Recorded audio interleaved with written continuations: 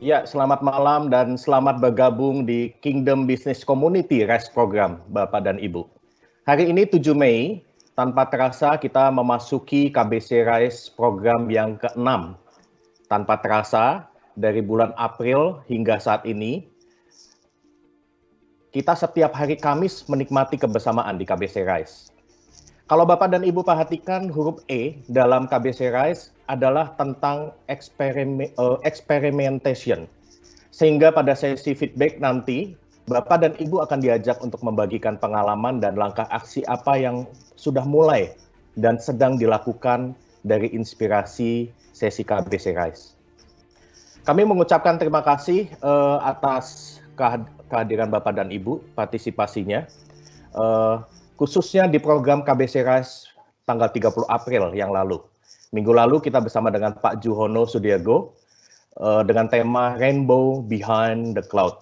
Semoga sesi tersebut banyak membawa hal baik kepada kita semua. Saya akan menyampaikan beberapa pengumuman untuk di KBC RISE malam hari ini.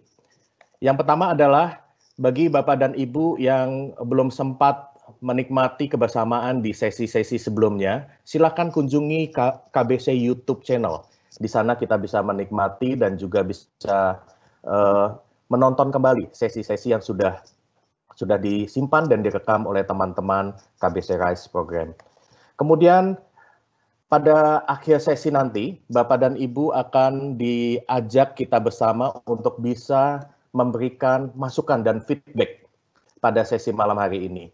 Silakan nanti akan slide ini bisa difoto dan juga nanti di akhir sesi akan kami tampilkan kembali dan kita sama-sama akan berikan masukan agar program kita malam hari ini bisa lebih baik lagi. Malam hari ini terima kasih kita bersama-sama tampil membawakan topik bersama dengan fasilitas dari Microsoft Teams Live Event. Ya, semoga Bapak dan Ibu dan kita semua dapat menikmati sesuatu yang baik, sesuatu yang menarik dari Microsoft Teams. Terima kasih untuk teman-teman Microsoft Indonesia yang sudah membantu Kingdom Business Community untuk mempersiapkan ini. Oke, setelah beberapa pengumuman, saya akan langsung seperti biasa di KBC RISE program, kita akan memberikan catatan pembuka. Catatan pembuka selalu menjadi sesuatu yang menarik untuk kita sebagai penghantar sesi. Dan catatan pembuka ini akan dibawakan oleh koordinator kita. Koordinator kita adalah Pak Julian Fu di Kingdom Business Community. Ya, dan senang sekali beliau selalu mengantar sesi dengan banyak poin-poin pemenungan, poin-poin yang menarik untuk bisa kita simak. Saya akan silakan Pak Julian Fu supaya bisa hadir dan juga kita beri apresiasi dan silakan Pak Julian Fu bisa ambil alih mic-nya. Silakan Pak, selamat malam. Terima kasih Bro Tommy, sudah jadi MC abadi juga di KBC RISE program ini, good job. Teman-teman, waktu kami mengirimkan pengumuman tentang KBC RISE program hari ini, saya mendapatkan beberapa pertanyaan. Waduh, kok ganti lagi teknologinya? Saya pikir KBC RISE program ini salah satunya menolong kita agar lebih agile atau lincah. Jadi kalau ada pengumuman apapun dari KBC RISE, pokoknya terimanya wow, menarik dulu. Kenapa? Karena kalau kita katakan waduh, makin lama makin nggak bisa gampang berubah. Jadi terima perubahan ini salah satu latihan buat kita. Jadi nanti kalau minggu depan kalau perlu ada teknologi lain lagi, wow juga aja pengumumannya. Thank you buat yang semua bersedia belajar dan tidak kaget dengan perubahan karena COVID ini memaksa kita semua hidup dalam perubahan yang terus-menerus. Di catatan kami, hari ini ada 1.300 orang yang register terdaftar. Nanti kita akan lihat analytics-nya, berapa orang yang sebenarnya terkumpul juga dalam acara ini, program ini. Ya, nah berikutnya kita akan lihat juga sebelum kita mulai, sebentar nanti saya akan minta kesediaan kita kalau nanti layar kita bisa di switch, kita akan masuk ke dalam kuis karena tadi Pak Tommy bilang kita akan dapat hadiah buku yang menarik sekali tentang apa yang kita akan jalankan selama pembelajaran program ini. Oke, nah kita akan lihat sama-sama nanti prospek ke depannya ini kira-kira pertanyaan-pertanyaan yang bisa kita lakukan apa saja. Ya, baik, next slide. Next terus. Oke, ini tadi beberapa gambaran catatan yang ada di dalam donasi kita ya. Masuk ke dalam segmen page 39 aja langsung supaya kita bisa dapatkan masuk langsung ke quiz. Oke, sip. Di situ Pak sebelumnya, balik satu. Thank you.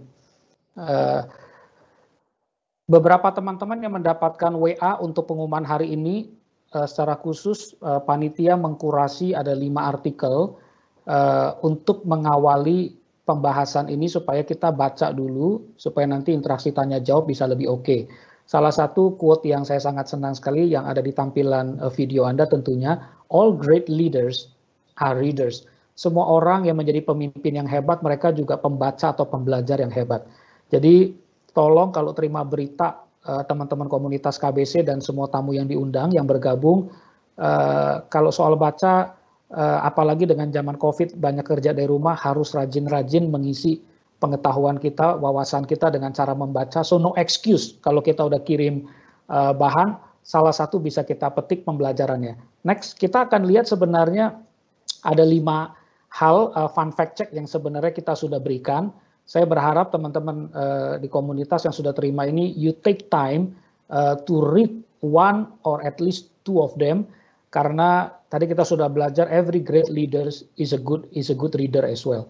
Nah, untuk kita bisa tes apakah Anda betul-betul passionate nggak untuk mengembangkan diri, kita sudah berikan ini.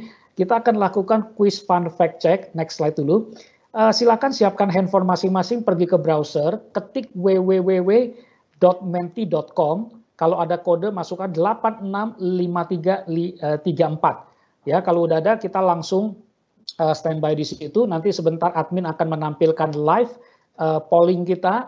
Pemenang yang akan mendapatkan hadiah adalah yang tercepat menjawabnya, karena pertanyaannya sebenarnya datang dari fun fact yang kalau Anda baca.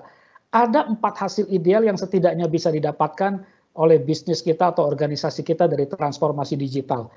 Tugas Anda mengecek dari 5 pilihan, mana kalimat yang salah, yang tidak menggambarkan hasil akhir dari sebuah transformasi digital dalam organisasi. Oke? Kalau sudah, siapkan handphone, browser kita www.menti.com, kodenya 865354. Oke, kita akan lihat langsung di live presenter dari Mentimeternya. Silakan bisa ditampilkan. Kalau teman-teman sudah bisa nanti masuk ke situ, Bro Tommy juga bisa kasih kode nanti apakah sudah bisa masuk teman-teman ke menti.com. Kalau sudah, kita akan lihat hasil pollingnya, ya. Kira-kira Anda tadi waktu udah isi kode 865334, apakah Anda bisa masuk next-nya ya? Boleh dibantu Mentinya di next saja supaya teman-teman di refresh saja dari handphone kalau Anda tadi sudah dapatkan, ya. Nah, kalau sudah dapatkan berarti Bapak Ibu bisa lihat di situ ada kuis yang bisa Anda isi, ya. Kuisnya boleh diaktifkan, di-activate, karena kalau sudah diaktifkan Anda akan dapat mengisi kira-kira pilihannya apa dari yang sudah dijalankan tadi, ya. Kalau sudah di-reload, Anda akan bisa menikmati start kuisnya ya. Oke. Waktu Anda 30 detik mulai dari sekarang. Ya, Anda boleh pilih kalimat mana yang salah, ya. Pilih kalimat mana yang salah. Waktu Anda semua 30 detik. Kalau Anda sudah selesai 30 detik, kita akan munculkan siapa yang paling beruntung, ya. Yang paling beruntung di menti.com. Kira-kira pemenangnya siapa? Oke, waktunya habis. Pak Tommy bisa bacakan pemenangnya siapa kira-kira? Ada 200 orang yang menjawab, ya. Kita akan lihat siapa yang tercepatnya kira-kira nanti ya. Oke, kalau sudah kita akan lihat hasilnya. Wah, ini Mentinya udah muncul ya. Nanti ini kita balik lagi ke slide PowerPoint. Kita balik lagi Pak sebentar. Baik, beberapa teman-teman yang sudah menjawab ada 100 yang benar, berarti separuhnya membaca dan tepat sekali melihat hasilnya tadi ya. Terima kasih. Nah, buat kita yang tadi sudah mengisi, saya mau lanjut gambar di depan visual ini menolong kita untuk melihat sebentar apakah kita udah siap melewati dari bisnis yang tradisional menuju digital wave kita. Ya, kalau kita sudah bisa ditampilkan, kita akan lihat kembali ke PowerPoint kita. Next slide-nya.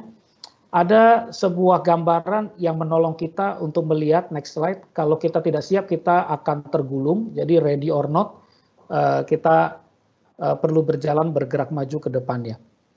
Ya, ada sebuah kartun yang menarik sekali tentang digital transformation. Semoga ini bisa menolong kita juga untuk melihat situasi yang ada. Next, ya.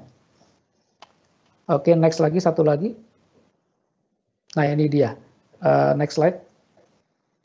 Ada orang-orang yang berkata persiapan masih lama ya, tapi dengan COVID-19 itu seperti wrecking ball atau sebuah bola liar yang akhirnya menghantam kita dan membuat kita mau nggak mau melakukan ini.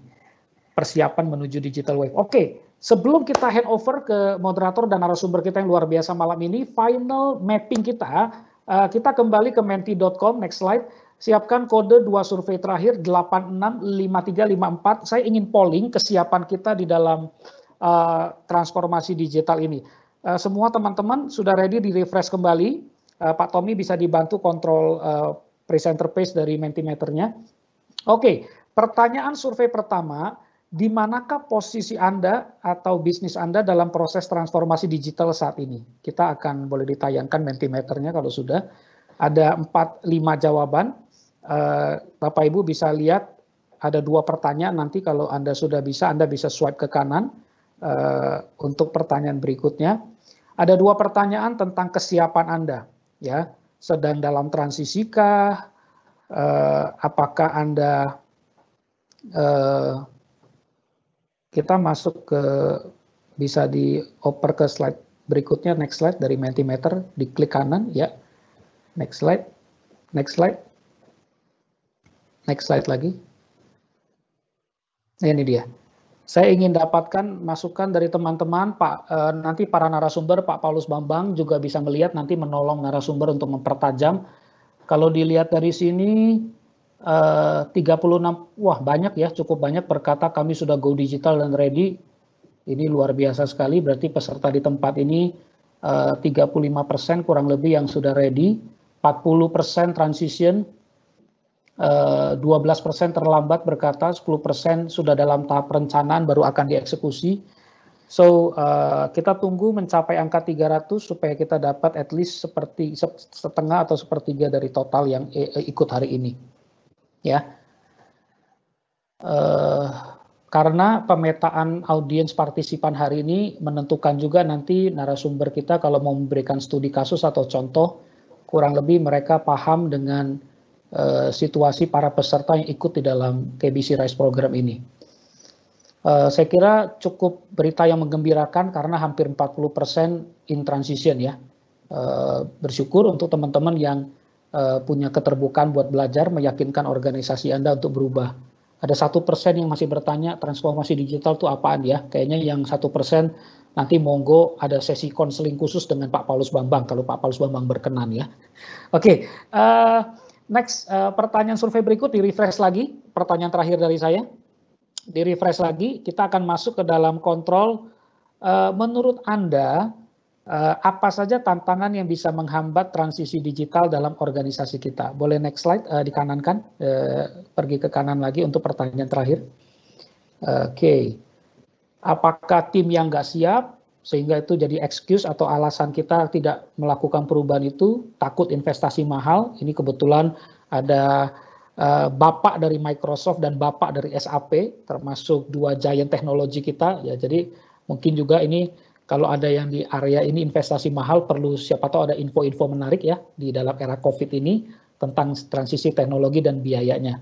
Data Anda nggak memadai, berantakan, jadi nggak pede untuk transisi, teknologi berubah terus, ngapain lah, nanti juga berubah lagi, akhirnya kita nggak lakukan apa-apa, kita stuck.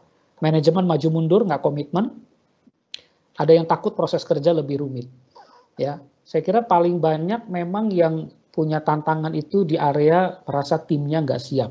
Oke, paling tinggi sekarang ini.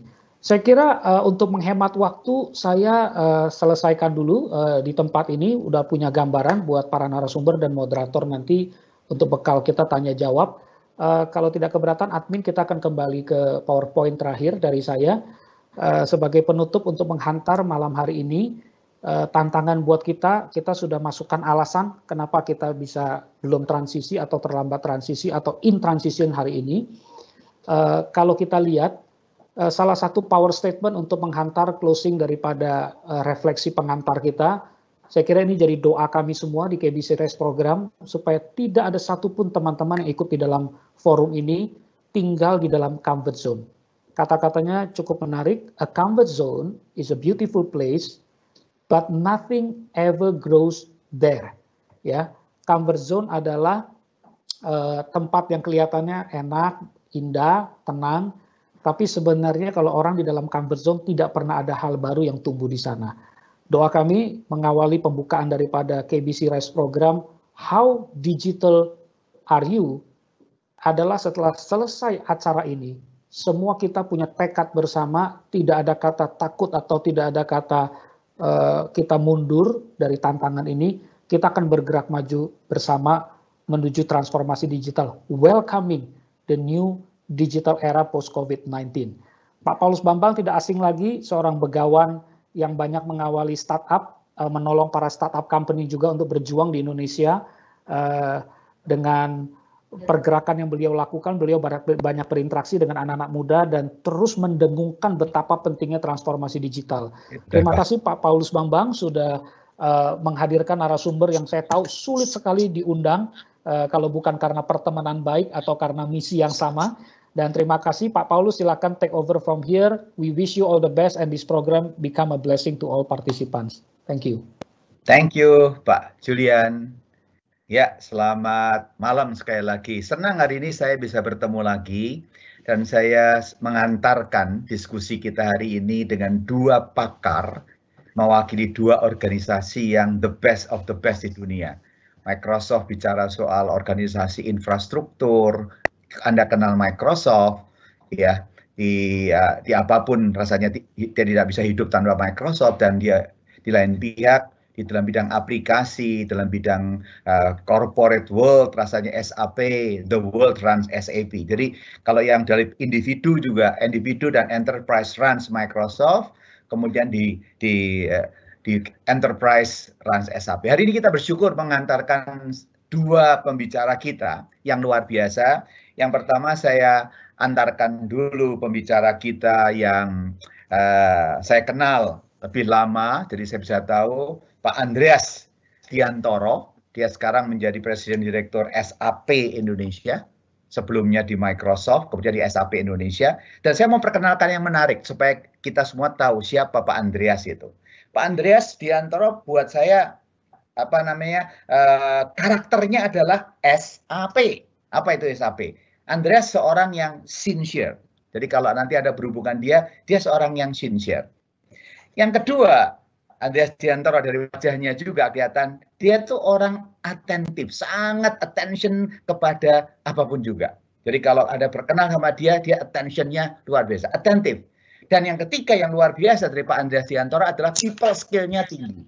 Jadi cocok sama dia di SAP, karena dia seorang yang sincere, dia seorang atentif dan people skill-nya tinggi. Makanya dia mengepalai SAP, yang orang yang negatif bilang setan aja pusing, tapi yang positif bilang surga aja pakai atau saya aja pakai, tergantung dari kita. Tamu pertama Andreas, yang kedua adalah Pak Haris. Pak Haris mewakili Microsoft. Kalau di ticker di bursa New York adalah MSFT. Itu juga lihat dari wajahnya, Anda lihat seorang Haris adalah seorang yang mature, M. S berpikirnya strategik. Kalau saya bicara dia tidak teknik-teknik, tapi strategik. Yang ketiga dari wajahnya, dia lihat mempunyai fair spoken. Orangnya sopan santun, lebih Jawa dari orang Jawa. Padahal dia orang Malaysia. Dan yang terakhir T, Dia seorang team player. Dia kalau ketemu saya nggak pernah sendirian, selalu ngajak timnya. Dari Microsoft ini, MSFT, saya lihat wajahnya cocok dengan Pak Haris. Mature, dia orang strategik, fair spoken, dan team player. Dan MSFT artinya apa?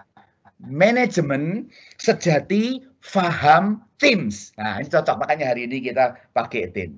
Tanpa berlama-lama, saya akan mengajak dulu Pak Haris untuk menjawab 3 pertanyaan ini dengan presentasi dia. Pertanyaan yang sangat penting buat kita.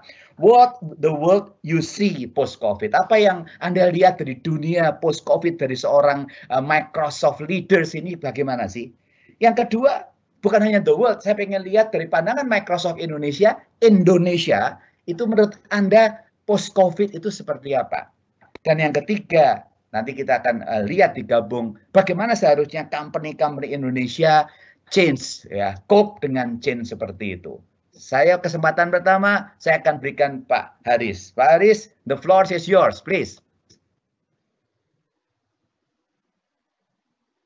Thank you, Pak Paulus. Sebentar saya akan run my presentation slides.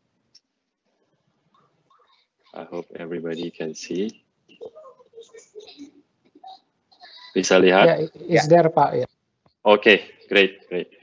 Okay, selamat malam. Terima kasih Pak Paulus, Pak Andreas. Nice to see you again, Pak Julian, the supporting team. Semua Bapak dan Ibu yang bergabung pada webinar ini. Saya Haris dari Microsoft. Very interesting introduction dari Pak Paulus. Senang dapat bergabung dalam acara ini dan bertemu secara online dengan semua. Saya berharap Bapak dan Ibu semua sehat-sehat di rumah, sering cuci tangan, praktis social distancing, pakai masker kalau di luar, mohon izin ya kalau saya dalam malam ini bicara dalam bahasa Indonesia dan juga dalam bahasa Inggris, campur-campur. I hope that's okay. Let me see the next slide. Can you see the next slide? Okay. So we are now living in unprecedented times. So this pandemic has taught many of us to adapt to a new reality. So sekarang kita semua dalam dunia yang sangat beda dibanding 2 bulan yang lalu. Ramai yang sudah beradaptasi atau masih beradaptasi with the new reality. So the new reality is about working from home, schooling from home, socializing with friends, extended families from home. It's about replacing in-person meetings with virtual coffee chats, making video calls is the new reality to interact with one another. So jadi for some of us, it is relatively easy to adapt, tapi for some of us juga it's so hard because we miss talking to a person physically. So it's a new way of living. So the definition of reality is different today compared to 2 months ago. This is something we have to accept. We have to adapt, and also we have to move on.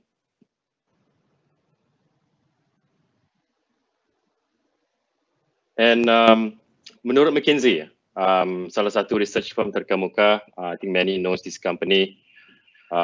Technological skills adalah skill yang paling dibutuhkan oleh bisnis.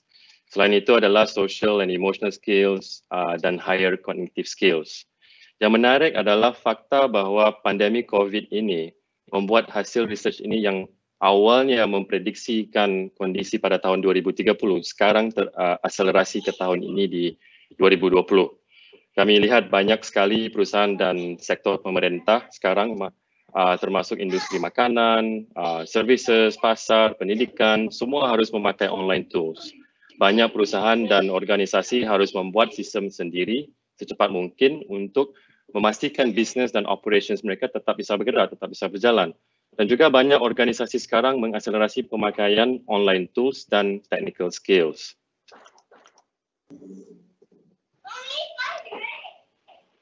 Sorry, background noise saya. So this is the world we live in today. With my kids running around in the background, I hope everybody can hear my voice. So in the world we live today, it's all about remote everything. The adoption of digital tools becomes so much more relevant and important, and it's part of the default tools we use every day. For example, everyone needs a toothbrush as a tool. in our daily lives. Today, we also need video calls tools. In order for us to be able to work, to play, to connect with people every day. And so what will the world looks like post-COVID-19? And for us, we think it's a world whereby the new normal is about remote everything, and working everywhere when we can is actually the new norm. This might include studying everywhere too.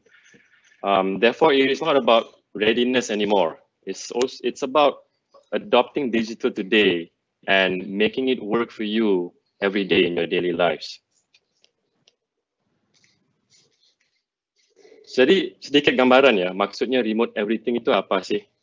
Dalam 7-8 minggu ini pasti ada banyak yang sudah berbelanja online, ada juga mungkin sudah mencoba menjual online juga. Ada banyak orang tua sekarang, termasuk saya juga, setiap hari sibuk-sibuk di waktu pagi membantu si kecil untuk homeschooling.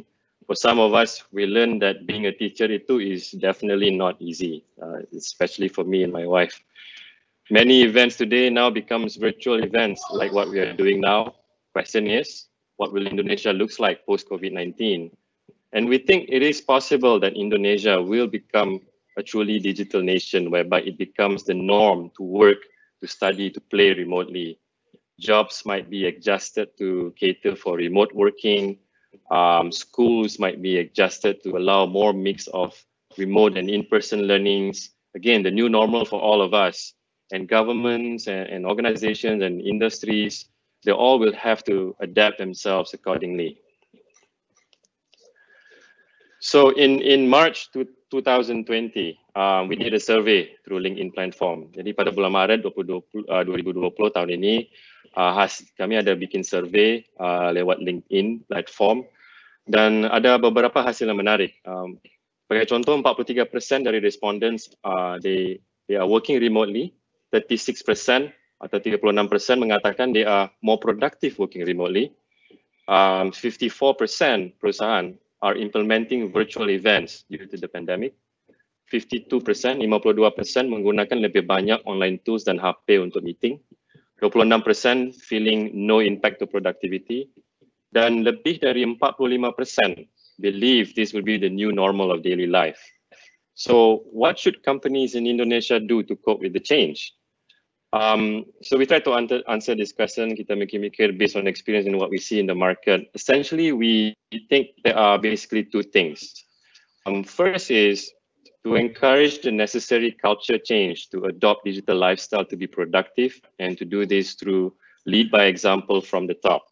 And number two, we think that it's important for companies to implement digital tools and making it readily available to all employees, to your partners, to your customers. And it becomes easier to manage if they are standardized and with the right security governance and so on.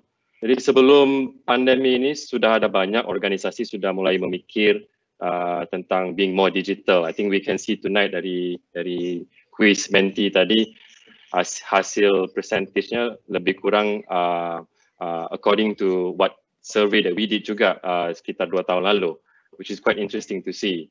Dan sekarang we are in a situation di mana banyak companies sudah ready to be more digital dan harus jadi more digital in order not just to be more competitive. It's not about competitive anymore.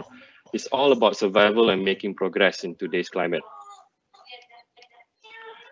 So at Microsoft, in everything we do, we are grounded by our mission, and this is important to make an impact in the world, including the Indonesia. So our mission is to empower every person and every organization to achieve more through our technologies, through our partners ecosystem, through our partners like SAP. We will continue to provide relevant technologies to support everyone in this new reality that we live in today. So our CEO, Satya Nadella, CEO kami, shared that as a culture, we are moving from people who know it all to a group of people who want to learn it all. And this is exactly what everyone is going through today, to put away our past notions of what normal is like and to embrace the new normal by learning new ways of living. So there are many ways to stay digitally connected, as many of you have experienced last 2 months. So, but imagine this, imagine a world with COVID-19, but without technology. How do you buy food? How do you get food and supplies delivered to you? How do you stay in touch with your extended families and friends? How do you connect with customers, partners, employees? How do you do even contact tracing? It's really hard to imagine the world without technology, as it would be impossible to stay connected in real time and being productive as we are today. Jadi di beberapa slides berikutnya saya mau sedikit sharing tentang apa yang kami pelajari dari pengalaman working from home. So many of us using all kinds of communication tools to stay connected. So what we learn is it is important to connect often to truly understand the other person. This could be done via voice, video, and text. So sebelum pandemi ini, I mean, we take it for granted. We meet somebody, we can see the facial expression dan sebagainya, body language, and it's hard now. Jadi we have to use all different ways to pick up those little signals to understand the other person. And today we are in much more calls, definitely much more phone calls today than before. Therefore, try to make the conversation a bit more fun with pictures, stories, emojis. We are doing this now internally every day with our internal team calls. Some of us, I'm sure we miss our coffee chat, we miss our ngopi-ngopi. So we have done quite a few virtual coffee chats with our colleagues, sometimes with customers too, with friends, families. So we do all ways to make the communication interesting. There are many ways to collaborate. Many tools are available. Sebagai contoh malam ini, thank you for giving the opportunity to use Microsoft Teams. This is one of the example how we are using Microsoft Teams across for all of our employees, partners, customers globally, and also the Indonesia. And it's not just about video calls. It's a collaboration hub that you can co-author documents together, whiteboard ideas together, access to multiple apps, files, and way much more. We also learned that while working from home, that being inclusive online is not exactly the same as in person. When we have meetings, we need to pay attention to whom are in the meeting. Kita harus cek siapa yang ada di meeting, are they contributing, have we heard their voices or opinions, whether through their voice or through text. And we also have to pause for people to speak, monitor the chat windows, ensure all voices are heard. It's very easy to be distracted while on calls. Kita di rumah, anak-anak, main di sini sana, dan we get distraction. But we have to do our best to show respect for the other person, and also the other person having an empathy to us as well. We all are having families, and even if you're single, you have your own personal space and home environment. And this is what I think is the most important of all for me personally. I mean, managing your time and well-being. Dulu sebelum working from home, sebelum WFH, dalam sehari mungkin meetingnya ada beberapa dan ada jeda waktu di dalam perjalanan dari meeting ke meeting sambil cek email dan sebagainya. Sekarang dengan WFH pasti lebih banyak calls, dan menurut pengalaman saya pribadi jauh lebih banyak calls, bisa back to back dari awal pagi sampai malam setiap hari. Ada hari yang bahkan tidak sempat makan siang juga atau makan malam. So it is very, very important to be inclusive, to respect people's time, to have lunch, to have dinner, weekends, and truly manage your time properly with small breaks, to walk a bit, manage your both physical and mental health. Kalau di tim saya di Microsoft, we even now allocate time to make sure no one is disturbing anybody during lunchtime. Supaya everybody have a time to go off screen, have their lunch, create some space, and then come back to work again. Yeah, as I mentioned, don't forget to take breaks.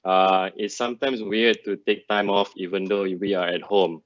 However, it's important to be away from your screens, to spend time with your family, having personal time. We also learned that we need to check in with our teams much more often to understand if they are doing okay. It is not easy for some to continue to work from home without meeting a person physically. Jadi checking in on our teams can help the team feel connected. It also to show that we truly care for them. Now, as leaders of businesses, as many of you are in this webinar today, what we learn is we need to be leading by example.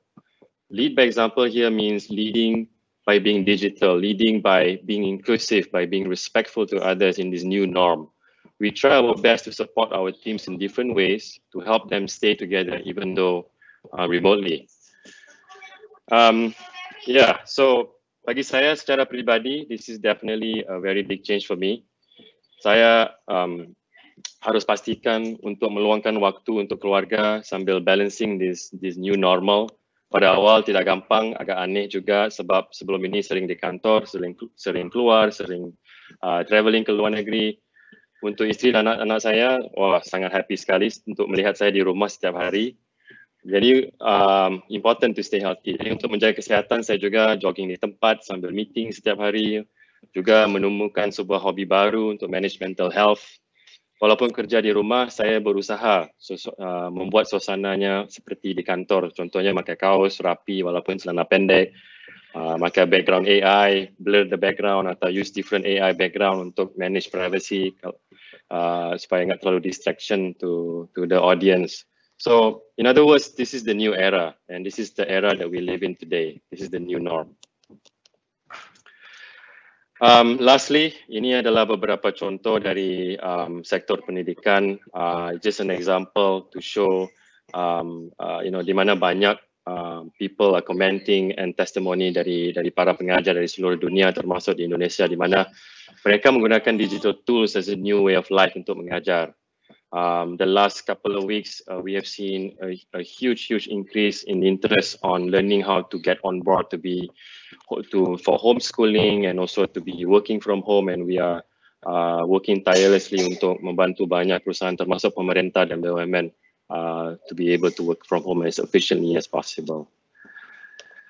And so we are in this together. So let's embrace and support one another in this new reality. Dengan ini saya mengucapkan terima kasih semua untuk mendengar sharing saya pada malam ini. Ingat untuk di rumah aja dan stay safe and stay healthy. Saya serahkan kembali ke Pak Paulus. Terima kasih semua. Terima kasih Pak Haris. Introduction untuk kita diskusi nanti. Banyak poin-poin yang saya catat untuk kita diskusi. Tapi sebelum kita berdiskusi, saya sekarang switch kepada the world best application, ya, SAP, ya, Pak Andreas Diantoro. Sekarang Pak Andreas Diantoro juga saya harapkan menjawab 3 poin penting sebetulnya. Tadi Pak Haris sudah menjawab bagaimana menurut SAP, menurut Anda, apa yang Anda lihat the world, Indonesia, dan company mestinya seperti apa. Silakan Pak Andreas, the floor is yours. Selamat malam teman-teman dari KBC, Pak Paulus, terima kasih atas kehormatannya bisa berbicara di forum yang sangat terhormat ini. Pak Paulus bisa lihat slide saya secara full ya, ini ya. Oke, ya. Pertama-tama mungkin saya perkenalkan diri dulu, kemudian saya perkenalkan, pertama saya perkenalkan SAP-nya dulu, kemudian saya perkenalkan diri sendiri, baru kemudian saya mudah-mudahan dalam waktu kira-kira 15 menit bisa menjelaskan tentang isi dari presentasi saya hari ini. Pertama tentang SAP. SAP ini lahir 1 April 73, jadi bulan lalu kami genap berumur 47 tahun. Ini adalah perusahaan dari Jerman, dan kami mempunyai produk utama pada waktu pertama kali terbentuk, itu yang namanya ERP, atau Enterprise Resource Planning. Ini adalah software bisnis aplikasi untuk business to business, di mana bisnis software ini berfungsi untuk mengintegrasikan semua aktivitas perusahaan dari back office sampai very back sekali. Yang pertama dari segi keuangan, pengadaan, produksi, project management, sumber daya manusia, semuanya secara real time sehingga pengambilan keputusan bisa dilakukan secara transparan dan juga secara real time. Nah, itu adalah siapa kami. Dan kemudian dengan berkembangannya waktu, 47 tahun udah lewat, kami sekarang mempunyai lebih dari 5.000 produk, dan ERP ini masih salah satu produk jagoan kami. Dan di Indonesia, di dunia, hampir 77% transaksi di dunia itu menyentuh sistem atau software SAP. Kalau di Indonesia bisa lebih dari itu, bahkan dari kita bangun tidur sampai tidur lagi, itu one way or another itu akan menyentuh SAP. Kalau kita mau makan Indomie aja, itu pasti menyentuh software SAP di Indofood. Kemudian kalau kita mau makan mie sedap, sama saja. Mau naik motor Honda, sama saja. Mau beli Toyota maupun menservis mobilnya di Auto 2000, sama aja. Kalau kita mau order GoFood, naik Gojek, itu juga menyentuh sistem SAP, bahkan naik kereta api. Kereta api dalam beberapa tahun terakhir melakukan transformasi bisnis yang cukup hebat, dan kami bangga, kami menjadi salah satunya. Bahkan untuk teman-teman yang dari luar kota yang pernah menggunakan MRT, itu adalah salah satu software dari kami juga. Jadi kami lebih dari 77% kalau di Indonesia, dan kita mau minum teh botol, Coca-Cola, Aqua, itu semuanya one way or another adalah menyentuh sistem kami. Jadi kami adalah perusahaan dari Jerman yang melayani B2B. Nah, kalau saya sendiri pada dasarnya mungkin adalah orang yang sangat beruntung di Indonesia ini, karena selama ini saya sudah diberi kesempatan untuk melayani dan memimpin 4 perusahaan teknologi global. Dari saya melayani di HP 11 tahun, di Dell 7 tahun, saya di Microsoft 6 tahun, dan 2 tahun lebih terakhir ini saya melayani sebagai presiden direktur untuk SAP Indonesia. Selama saya bekerja di berbagai perusahaan multinasional ini, kami berusaha selalu setiap tahun, kita selalu melakukan annual planning tahunan. Dan di dalam annual planning ini, di perusahaan multinasional ini, kita selalu mendapatkan berbagai macam data.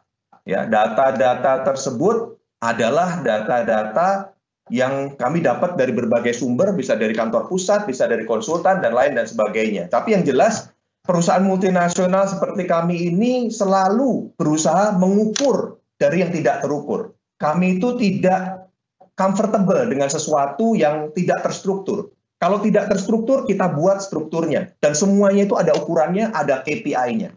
Misalnya ada faktor libur lebaran, itu sudah ada hitungannya semua, impact-nya terhadap bisnis kita seperti apa. Mau angkat telepon, itu angkat telepon harus berapa detik harus sudah ngangkat. Itu ada ukurannya juga. Bahkan kalau bisa dibilang, kalau mungkin cinta bisa diukur, kita juga bisa buatin KPI-nya. Cuman sayangnya cinta tidak bisa diukur, sehingga KPI-nya sampai sekarang juga belum ketemu. Dan cuman ada satu hal, dari berbagai macam pelajaran yang telah kita lakukan di berbagai perusahaan multinasional yang saya layani ini, ada satu hal yang kami tidak pernah bisa masukkan itu sebagai bagian dari planning, yang disebut Black Swan.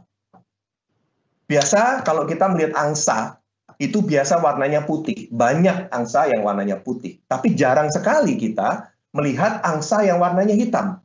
Nah, Black Swan ini adalah bagi banyak investor, banyak ekonomis, banyak pelaku bisnis, itu adalah peristiwa langka yang berdampak besar dan sulit diprediksi dan sangat di luar perkiraan nalar manusia biasa. Jadi faktor utamanya ada 2. Yang pertama adalah 1. Black Swan ini, peristiwa Black Swan ini adalah peristiwa yang muncul secara mengejutkan. Dan kedua, peristiwa Black Swan ini mempunyai pengaruh besar secara global tanpa kecuali. Ya. Nah, seringkali kita bingung Black Swan sama krisis bedanya apa. Contoh, tahun 98 itu adalah krisis. Yang dimulainya adalah dari krisis ekonomi. Dimulai dari Thailand, tapi kemudian merembet ke negara kita, dan dari krisis ekonomi menjadi krisis politik, menjadi krisis negara. Pemerintahan baru terbentuk. Itu adalah krisis. Tapi yang mengalami hanya kebanyakan di negara Asia, terutama di Indonesia. Tahun 2008 ada subprime mortgage, di mana orang-orang Amerika itu mengambil KPR dan berspekulasi dengan membeli properti. Akibatnya, di 2008, institusi keuangan itu mengalami kerugian luar biasa. Ada banyak perusahaan yang gugur gara-gara krisis institusi keuangan di tahun 2008. Saya sebut di sini kayak Lehman Brothers. Zaman dulu kalau saya bisa kerja di Lehman Brothers, wah, top sekali, untung saya nggak diterima di sana. Atau Merrill Lynch, AG, Freddie Mac, Fannie Mae, Royal Bank of Scotland, itu semua adalah perusahaan-perusahaan institusi keuangan dunia yang gulung tikar di tahun 2008. Dan kemudian sekarang tahun 2020, ini adalah masalah kesehatan, ya, yang disebut Black Swan. Kita bekerja di perusahaan multinasional model apapun, kita melakukan annual planning 3 tahunan, 5 tahunan kalau kita mau minta investasi. Saya yakin tidak akan pernah kita bisa memprediksi bahwa di bulan Februari akan ada pandemi yang asalnya dari Cina, kemudian mengglobal di seluruh dunia, dan kita mengalami apa yang kita alami sekarang. Melakukan conference call dari rumah, webinar, 1,5 bulan kita tidak keluar kemana-mana. Nah, sekarang saya akan membagi dalam 2 kategori. BC kalau dulu before Christ, saya nyebutnya before COVID, dan DC, during COVID. Bisa dilihat di sini bahwa before COVID, kalau kita lihat dari piramida Maslow, hierarki kebutuhan Maslow dari Abraham Maslow yang keluar di tahun 1943, mengatakan bahwa kebutuhan tingkat rendah harus dipenuhi dulu sebelum kebutuhan level tinggi menjadi motivasi kita. Before COVID, Maslow hierarchy of needs ini terpenuhi semua. Ya, semua dari paling bawah sampai paling atas, self-actualization kita full, keluar kemana-mana dengan sentosa, dengan happy, kita bisa traveling kemana-mana. Namun pada saat ini, during COVID, tiba-tiba kita hanya mendapatkan 2 primary needs-nya. Physiological needs dan kemudian safety need, health needs. Ya, jadi itu kembali menjadi turun kebutuhan kita. Basic necessity kita menjadi membumi sekali. Sekarang ini kita bisa sehat aja udah senangnya setengah mati. Saya bisa pergi keluar ke Indomaret beli roti, senangnya udah kayak liburan ke New Zealand rasanya. Karena sudah 1,5 bulan terkungkung di rumah. Ada beberapa dari teman-temannya yang tinggalnya di apartemen, dapat matahari aja sulit. Ya. Dan itu adalah suatu hal yang real, cuman dengan adanya COVID ini, primary dan secondary needs-nya berubah. Contoh, kalau dulu kita butuhnya sandang makan, sandang pangan papan. Sekarang secondary needs-nya berubah menjadi wifi, menjadi internet, menjadi pulsa, menjadi listrik, menjadi web kamera yang bagus. Itu menjadi secondary needs yang kita butuhkan during COVID ini. Tentu saja banyak dari teman-teman kita yang mendapatkan benefit.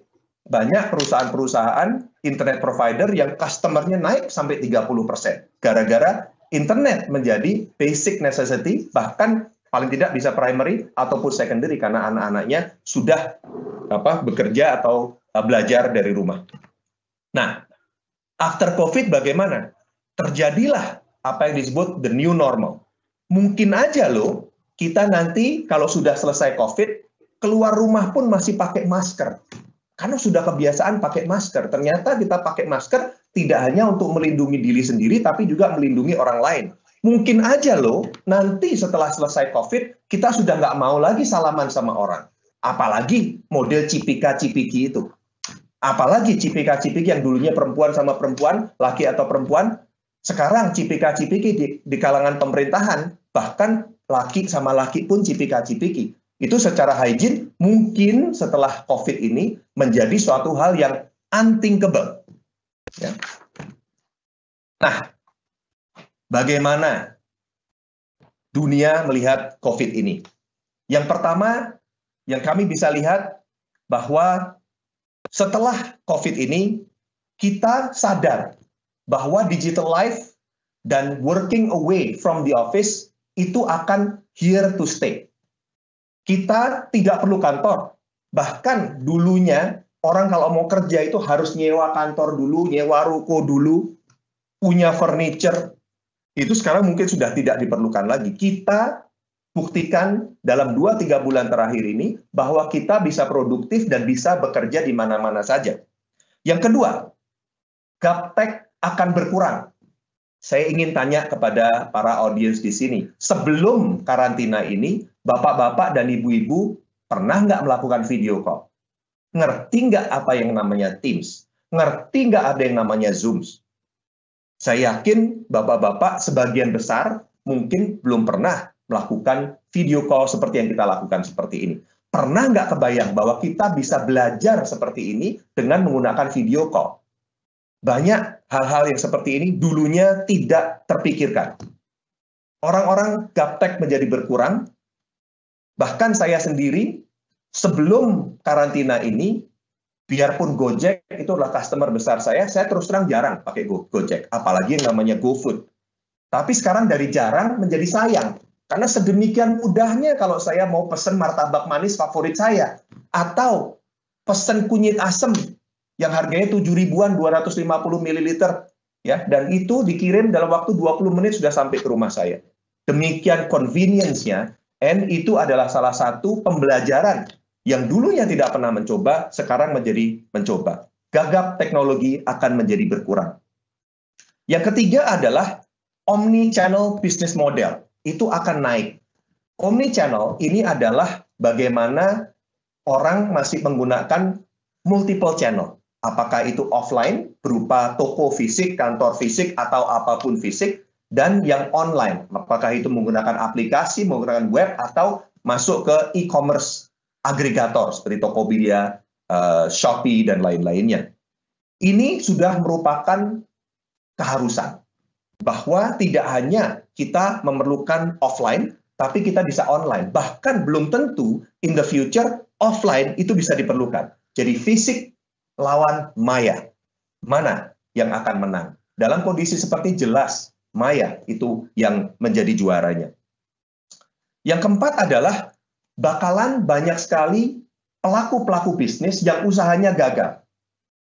Tapi dari adanya karantina, adanya PSBB, adanya lockdown, ini akan terjadi pebisnis baru.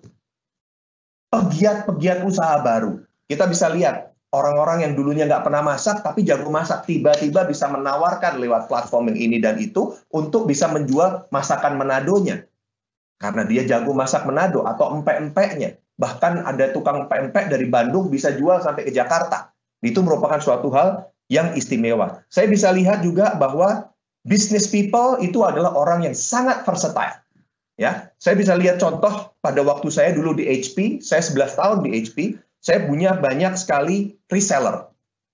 Yang toko-tokonya, kalau nggak punya satu toko di Gajah Mada Plaza, di Glodok, atau di Mangga 2. Kemudian toko-toko tersebut dibakar massa. Tapi tidak lebih dari setahun setelah terjadinya 98, krisis 98 tersebut, kebanyakan dari pengusaha-pengusaha pemilik toko teman-teman saya tersebut itu mempunyai paling tidak 3 toko. Punya satu di Gajah Mada Plaza, punya satu di Glodok, punya satu di Mangga 2. Bahkan berkembang, ada yang punya di Ambassador, ada yang punya di Ratu Plaza, dan mereka berkembang sedemikian rupa. Sekarang lebih lagi, nggak hanya mempunyai toko fisik, tapi mereka juga mempunyai toko maya, virtual official store. Mau di Tokopedia ada, di Beli-Beli ada, di mana-mana mereka juga mempunyai bisnis official store seperti itu, online maupun offline. Dan going ahead, membuat bisnis baru di era sekarang dengan adanya teknologi juga tidak sulit-sulit amat. Oke? Nah, bagaimana kita mensiasati perubahan yang terjadi sekarang ini? Nah, ini saya bagi 2. Ya, karena saya tidak semua pebisnis ini menjalankan usaha yang sama. Yang pertama, sebelah kiri, adalah jika bapak-bapak dan ibu-ibu adalah sebuah bisnis startup yang baru mulai, berumur 1 atau 2 tahun, atau perusahaan kecil dan menengah, dan tidak ada rencana untuk go public. Atau, saya juga ada rekomendasi nanti, untuk bapak-bapak dan ibu-ibu di sini yang menjalankan perusahaan kelas medium atau lumayan besar. Dan ada rencana suatu saat 3 atau 5 tahun ke depan untuk go public. Saya mulai dulu dari yang UKM. Belum rencana go public. Tentu saja dalam kondisi sekarang ini, prioritas pertama adalah you have to survive first. Kalau nggak survive, udah nggak usah ngomong apa-apa lagi.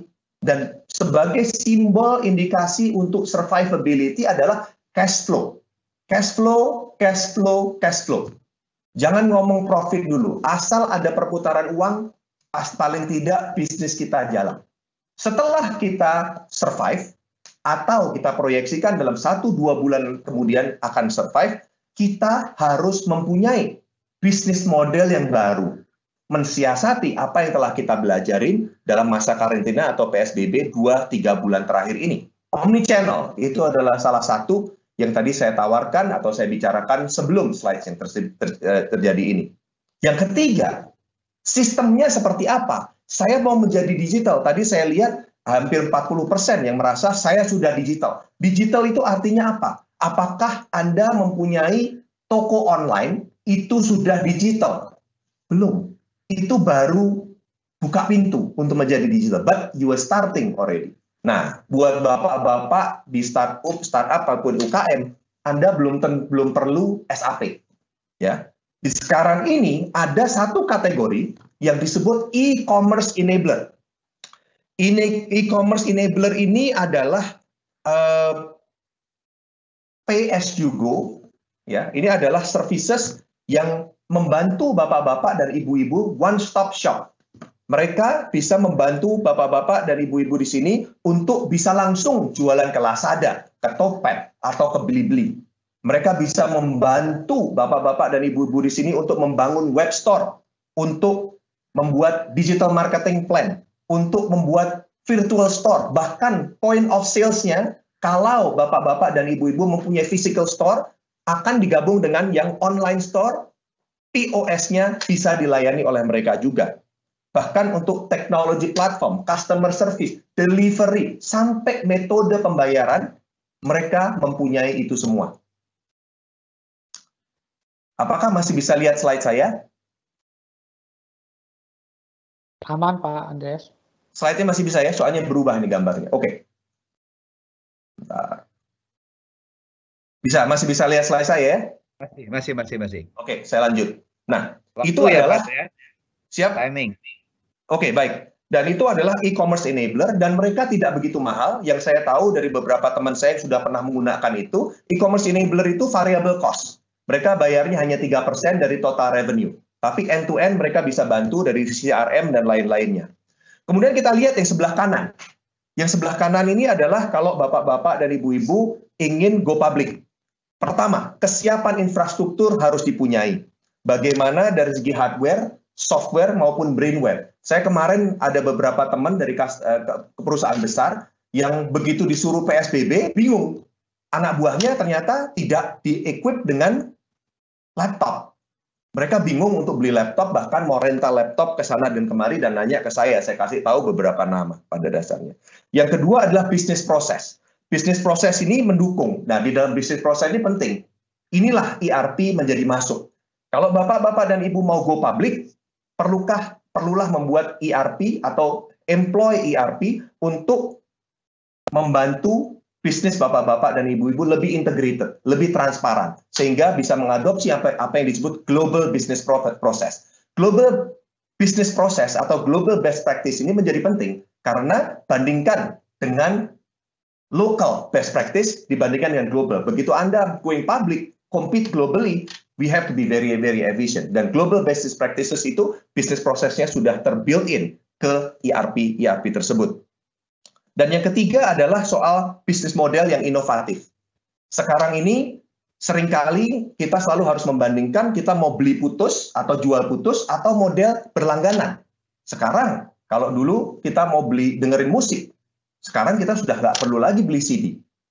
Kita bisa langganan ke Spotify. Kita mau nonton movies, nggak perlu beli DVD atau Blu-ray lagi. Kita bisa masuk ke Netflix dan berlangganan via Netflix. Dan ini adalah salah satu bisnis model yang penting sekali, di mana bapak-bapak dan ibu-ibu bisa melakukan apa yang disebut recurring revenue. Yang kedua, pertimbangkan satu market segment yang tidak pernah ada sebelumnya, yang disebut milenial.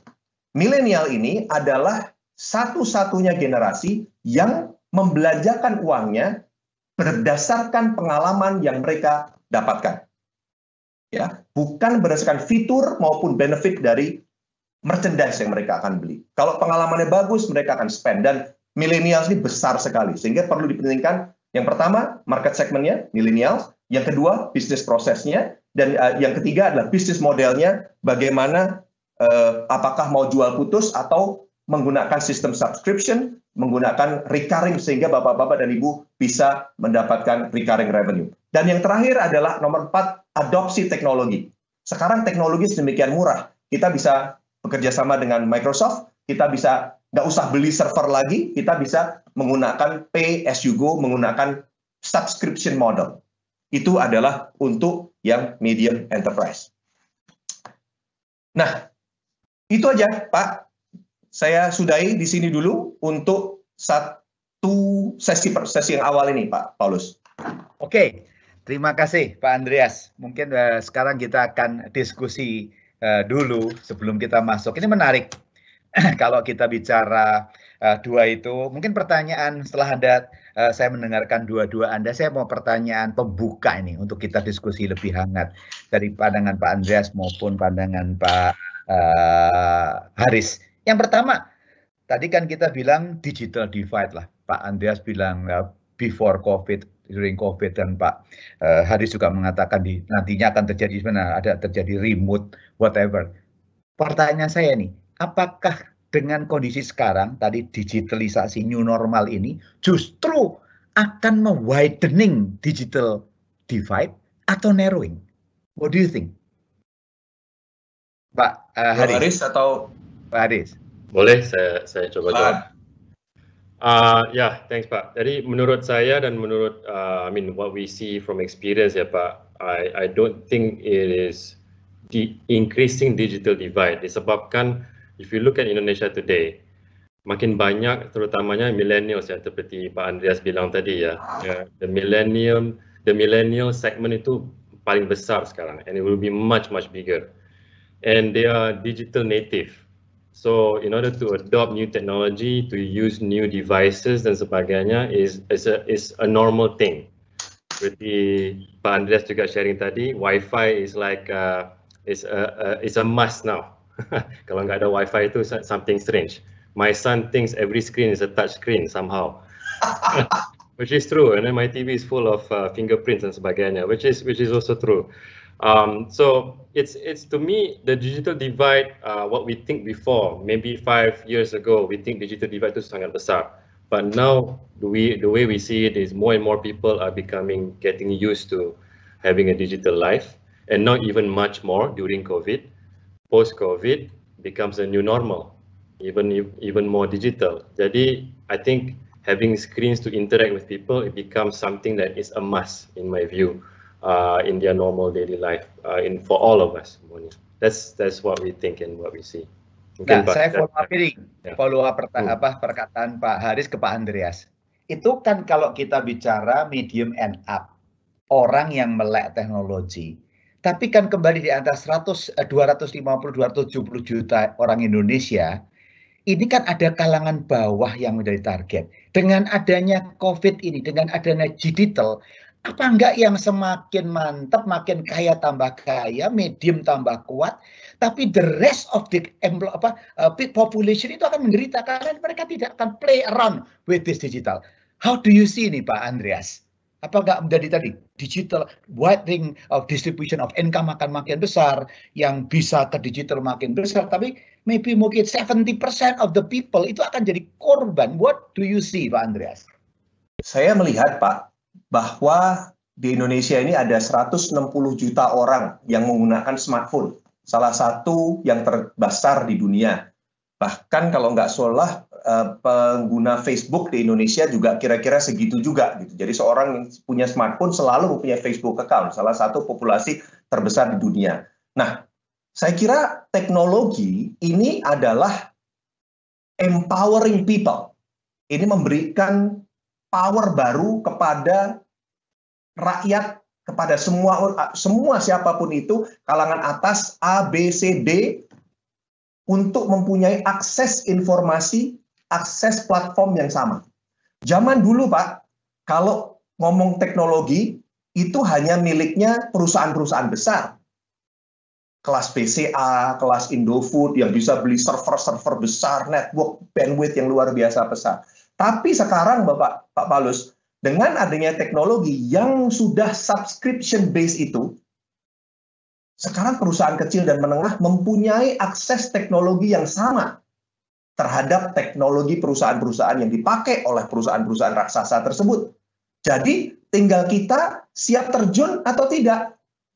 Tadi saya lihat ada salah satu dari statistiknya tersebut, manajemen masih maju mundur. Nah itu, kalau manajemennya maju mundur, ya sulit.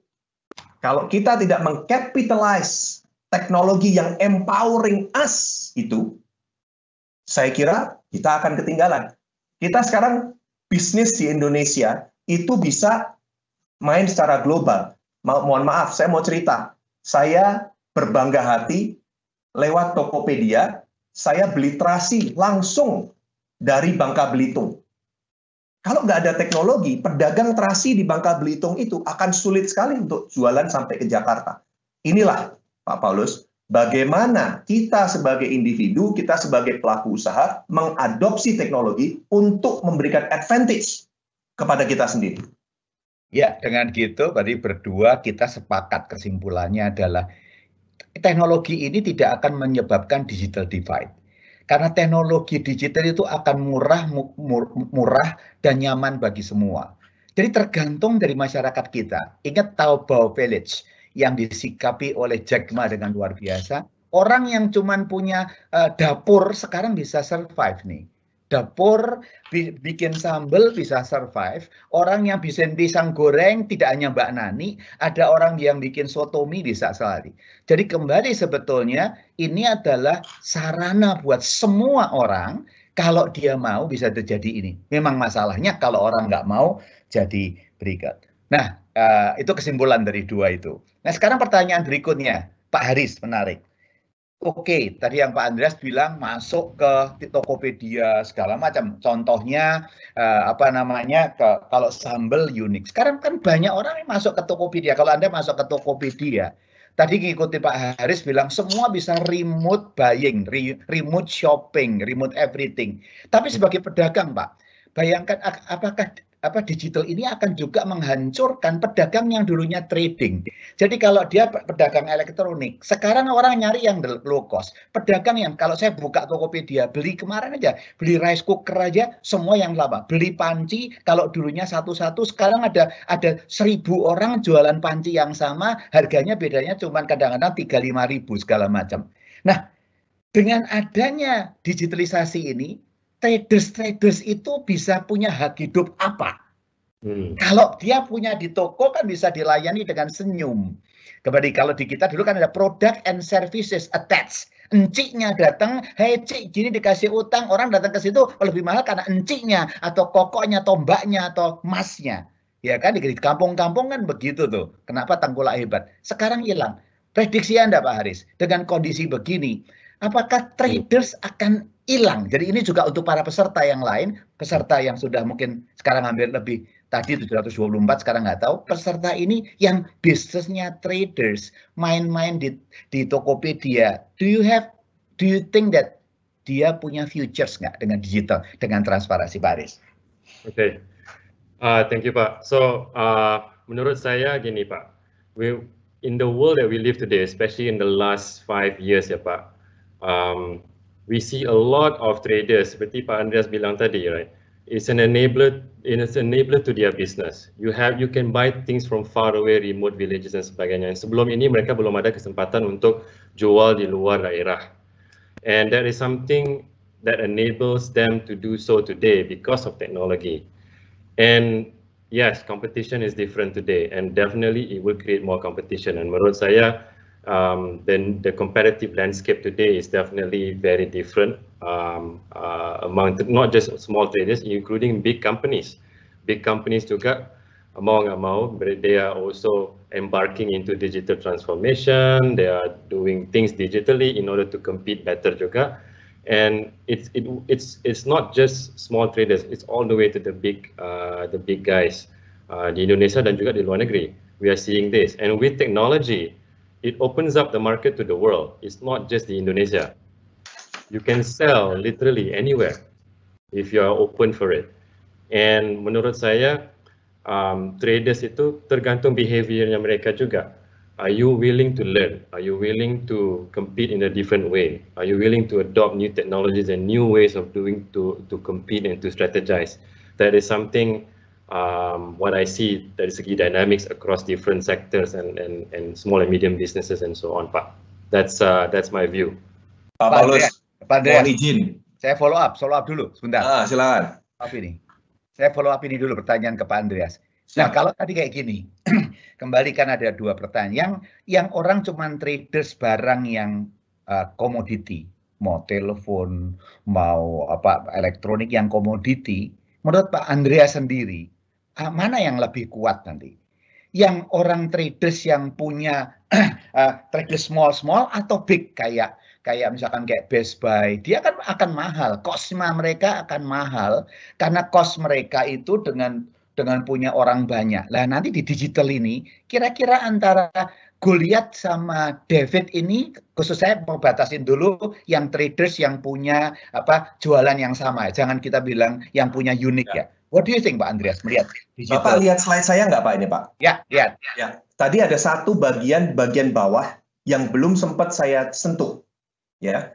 Ini mudah-mudahan menjawab pertanyaan dari Pak Paulus tentang bagaimana kalau kita jualan komoditas kita bisa survive atau tidak. Kuncinya adalah ini, Pak. Finding the experience gap. Kalau kita bisa finding the experience gap, kita akan bisa memberikan nilai tambah untuk konsumen kita. Saya kasih contoh. 2 bisnis unicorn besar di Indonesia, Tokopedia dan Gojek. Tokopedia dibentuk oleh Leontinus dan oleh William karena apa? Yang satu orang Pematang Siantar, yang satu lagi orang Pontianak. Mereka melihat waktu mereka berkuliah, satu di Jakarta, satu kuliah di Atmajaya di Jogja. Mereka melihat di daerah mereka masing-masing, orang-orang yang kaya itu hanya orang-orang yang mempunyai akses terhadap Jakarta. Menjadi distributor untuk perusahaan-perusahaan besar di Jakarta di daerahnya masing-masing. Ini jelas sebuah experience gap. Kemudian Leon dan William membuat Tokopedia sehingga semuanya sekarang mau kecil, mau gede, semuanya bisa berdagang. Mempunyai akses yang sama. Toko terasi di Bangka Belitung bisa dibeli sampai di Jakarta atau sampai dimanapun seluruh dunia. Sama aja dengan Gojek. Nadiem waktu membentuk Gojek pertama kali, ini jelas ada experience gap di mana kita mau pesen Gojek harus ke pangkalan, dan kalau kita manggil pun kita nggak tahu Bapak Gojeknya ada di mana. Apapun yang kita lakukan, besar atau kecil itu tidak masalah. Justru yang terlalu besar, yang besar harusnya sudah mulai khawatir dengan pemain-pemain kecil yang bisa mengadres, menjawab experience gap dari konsumen-konsumen di market ini. Jadi everybody, if you only selling commodity, kita akan in trouble.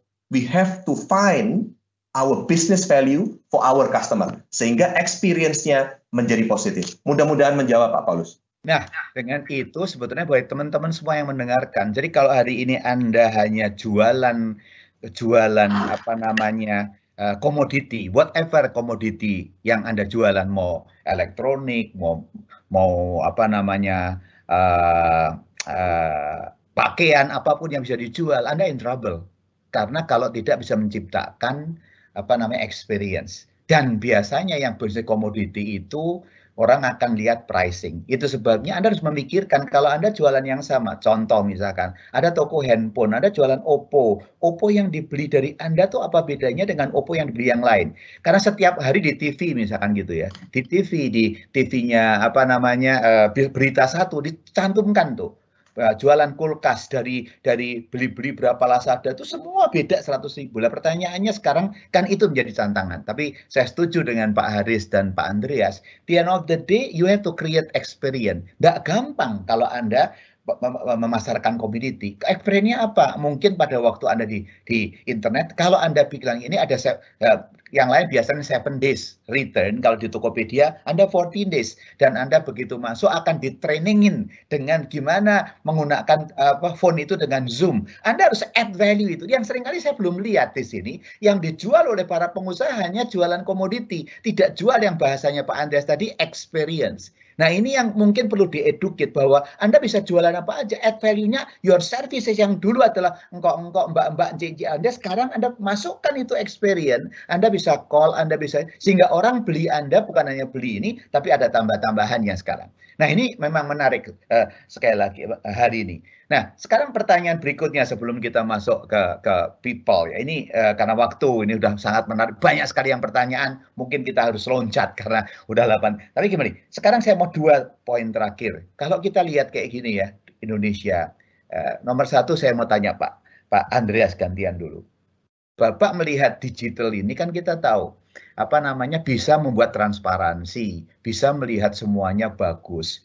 Bagaimana digital ini akan mengurangin corruption, ngurangin bribing, ngurangin orang nggak bayar pajak bener, ngurangin orang buka buku 2. Kan sekarang banyak masalah ini, buku 2 nggak bayar pajak. How do you see your digital? Ya gitu kan. Misalkan kayak SAP bisa nggak bikin 2 entry? Dan ini karena yang akhirnya di end of the day yang bikin kemakmuran adalah transparansi, integrity dari bisnis. Nah sekarang dengan new era tadi bahasanya Pak Haris itu, new era ini, bagaimana sebetulnya hal ini bisa membuat everybody itu combating corruption within corporation itu, supaya corporation muncul menjadi corporation yang baik. Pak Andreas.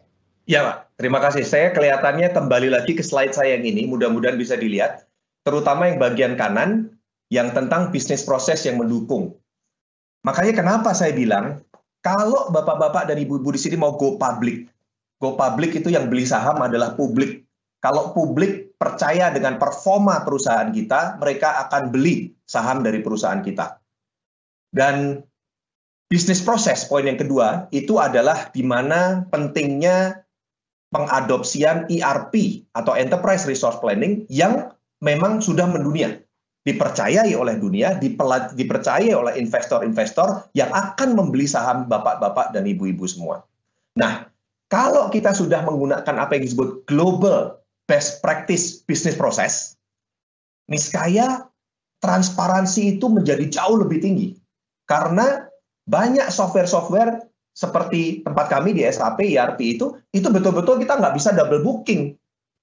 Bahkan kita nggak bisa, kita hitung dulu pakai Excel-nya Pak Haris, totalnya berapa, kita masukkan ke bagian atas. Nggak akan diterima oleh software tersebut.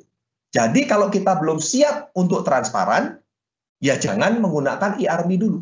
Itu akan menjadi sulit sekali. Makanya bisnis proses yang diadopsi harus merupakan bisnis proses yang sifatnya global best practice, bukan local best practice. Dan itu adalah kunci utamanya. Pada dasarnya, kalau kita sudah mau go public, siap berfight untuk secara internasional, kita harus efisien, kita harus transparan. Dan kita harus memilih sebuah software ERP yang tentu saja dipakai oleh banyak orang di seluruh dunia. Mudah-mudahan itu menjawab, Pak Paulus. Iya, memang teoretikalnya begitu, tapi even yang public company, dunia rontoh gara-gara Enron. Dunia rontoh karena Century. Jadi memang kembali buat saya memang digital ini memberikan suatu infrastruktur untuk orang yang mau benar. Tapi the man behind the gun itu sangat penting. Apapun karena dia bisa menggunakan software ini untuk jadi enggak. Saya harapkan dengan kesiapan infrastruktur, bisnis proses yang baik, bisnis model di Indonesia, soal corruption, soal buku 5, soal nggak bayar pajak akan benar. Terima kasih Pak. Sekarang terakhir dari saya sebelum kita masuk, karena yang antri pertanyaan sudah banyak. Pak Haris, Pak Adi, Microsoft kan selalu memikirkan bagaimana digital ini membantu government, education, yang khusus yang to reach the unreachable. Bukan hanya SAP dan Microsoft hanya mikir untuk perusahaan-perusahaan besar. Karena makin besar, makin kuat beli Microsoft, OnePlus di SAP makin strong. Yang kecil itu gimana? Sekarang saya mau tanya nih, karena digital divide akan makin mengerti, Anda juga beli bahwa akan ada shopping dengan digital semua. Apa yang sekarang Microsoft lakukan untuk fokus? Justru untuk membantu UKM kecil itu, supaya UKM kecil itu tidak dilindas oleh the giant. What you have done di Indonesia ini, ya termasuk di dalamnya yang street vendor. How Microsoft support, Pak Haris? Yeah, we are doing a few things, Pak Paulus. Mungkin saya bisa sharing. One of the few things that we've been doing is we are providing free Office 365 A1, which is for education sector, for all schools, education institution, across the entire Indonesia. That one is done for free, very affordable in terms of services and sebagainya. The other thing that we've been doing is that as a cloud and AI company, Pak, we have been investing a lot in our infrastructure around the world. And our goal is to democratize cloud, making it very easily affordable and readily available across anybody around the world. One of the examples, we have bring in our Azure cloud into Indonesia through our hybrid cloud technology. We're continuing to investing even more. Dan itu bukan hanya untuk perusahaan besar, Pak. Itu juga bisa di-enjoy oleh perusahaan-perusahaan kecil, termasuk di small and medium businesses. In fact, our small and medium businesses di Indonesia, di Microsoft, is one of the largest business segment whereby there are so many customers that we are addressing, thousands of customers using our technology, making it very, very affordable. And it's our commitment untuk ensure that our technology is reached to all masses. Other things that we've been doing is our solution itu bukan hanya oleh partners yang addressing the big companies, but also we have thousands of partners in our ecosystem working addressing the small and medium businesses juga, Pak, which is our commitment. And we are working closely with many partners, including customers yang specializing in spreading the technology and solution di small and medium businesses. There's a lot more work to be done, Pak. I mean, Indonesia is such a big country, but we are continuing to learn how to be better in expanding into there. Itu, Pak. Ya, dengan itu saya cuma encourage teman-teman semua yang hadir. Saya nggak tahu sekarang udah jumlah berapa. Encourage bahwa benar-benar Anda tidak sendiri karena banyak perusahaan-perusahaan besar di dunia juga supporting you. Jangan mau kita mati sendiri, ya hubungi perusahaan-perusahaan besar karena mereka juga punya dana, punya daya untuk support small and medium enterprise untuk survive. Jadi ini yang sangat penting buat kita. Jadi jangan hanya ketinggalan. Sekarang saya pindah dulu karena udah pada teriak-teriak ini sudah banyak yang tanya, jadi saya akan jawab dulu nih. Sekarang saya akan masuk kepada pertanyaan dari Anda semua. Dari Marlo Budiman sudah di-vote 15 orang yang tertinggi hari ini. Pak Marlo Budiman ada 15 orang yang vote. Nah, sekarang saya mau tanya Pak Andreas dulu. COVID-19 is truly a game changer in 2020 and for the foreseeable future here in Indonesia and globally, and have indeed changed people behavior and practices. Nah, Pak Andreas, what are the behavior and practices that are here to stay? Loh, ini masih orang lagi senang nih, ya. Jadi Pak Malu dengan 15 orang nanyain apa behavior dan practice yang to stay even AC-19 is gone. Pak Andreas. Terima kasih. Saya kebetulan Pak Marlo ini adalah presiden direkturnya First Media, internet service provider paling top di Indonesia, dan ini sahabat baik saya nih. Dan kalau nanya selalu sulit memang beliau ini, Pak. Gitu. Jadi, what are some of the behavior that will be here to stay? I think what we do now, itu is going to be here to stay. Proses pelatihan kerja will forever change. Saya sudah melihat sendiri, bank terbesar di Indonesia sudah merubah seluruh kurikulum face-to-face-nya menjadi online. Bayangkan berapa banyak uang yang mereka save untuk mencapai effectiveness yang tidak begitu berbeda dibandingkan dengan face-to-face yang selama berpuluh-puluh tahun mereka lakukan. So in my opinion, this technology adoptions, the use of Zoom, the use of Teams, the use of Skype, itu akan here to stay dan benar-benar akan merubah cara manusia, perusahaan besar, perusahaan medium, maupun perusahaan kecil, maupun individu dalam hidupnya sehari-hari, Pak Paulus. Mudah-mudahan menjawab. Oke, pertanyaan vote yang kedua 14 nih, dari Andrew Notoharjo. Saya berikan ke Pak Haris. Lihat Pak Haris, to both speaker, tapi hari ini saya Pak Haris saja, karena masih banyak yang ngantri. McKinsey recently research consumer spending will be declined by 40 and 50%, translating to 10% reduce in world GDP. My question is, what we should look and pay attention to infine and accelerate digital initiative or business now while new customer behavior still form during this COVID-19. Jadi gimana sih digital initiative yang now tapi dengan new customer yang kita kerjain during COVID? Pak Aris. Yeah, so this is the same question that a lot of customers, including Microsoft, is also asking the same thing.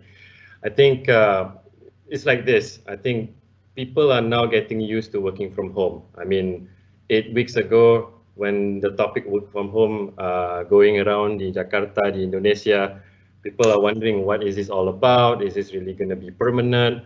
Atau how long will it going to be? But the fact of the matter is it's been around 2 months now working from home. The fact of the matter is we are now getting used to our lives now, daily lives working from home, really using the technologies that we have, whatever the technology is.